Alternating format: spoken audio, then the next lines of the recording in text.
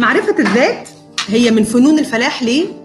ربنا قال لك في القرآن سنريهم آياتنا في الآفاق وفي أنفسهم حتى يتبين لهم أنه الحق. يعني إيه سنريهم آياتنا؟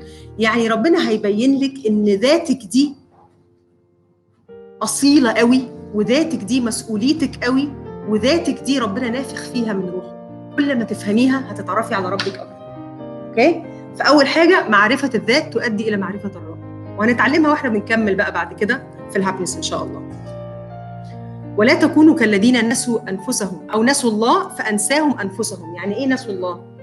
معناها إني أعرف نفسي، إن أربط نفسي بربنا. ربطت نفسي بربنا يبقى أنا كده فزت. عرفت نفسي وبعافر لوحدي في الدنيا، هتحسي إن أنت you're alone والدنيا صعبة قوي ومش عارفة أكمل. تحبي نفسك وتعلمي مكانتها. تحبي نفسك وتعرفي مكانتها، دي من فنون الفلاح. ليه من فنون الفلاح؟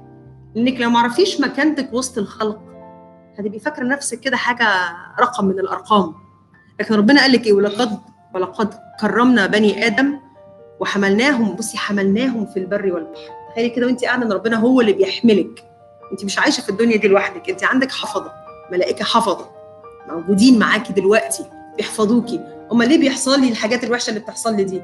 عشان نرتقي. عشان الهدف من الابتلاء مش ان انا اتكسر، الهدف من الابتلاء ان ربنا بيحدد وجهتي لبدايه جديده.